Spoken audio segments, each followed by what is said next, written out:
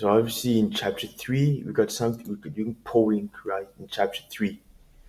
So in chapter three, we're gonna be discussing like pollings and numbers and etc. So that's what we're gonna be discussing. So it's pretty much everything that we need to discuss.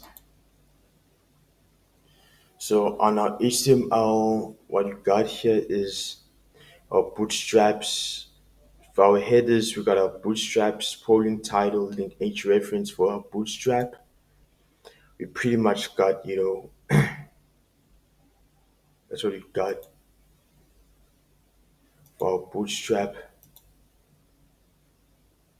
right? And then we also got for our script sources, we got unpackaged HTMX. So HTMX is pretty much like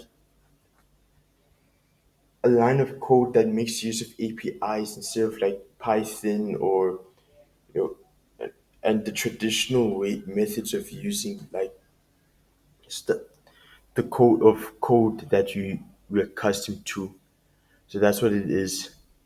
So obviously for headers, we got your met name, viewport content width equals device width, script source integrity anonymous, scripts polling.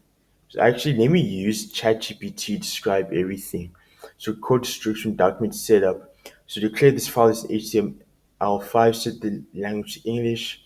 Use UTF code encoding supports most characters. Viewport makes the layout responsive, works well in mobile and desktop.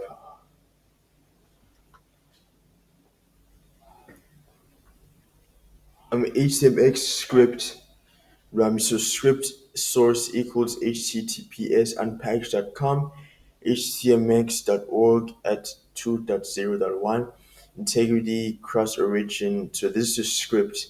So this loads HTMX JavaScript library for adding dynamic pivot HTML attributes, allows you to fetch server data without writing JavaScript manually, and the integrity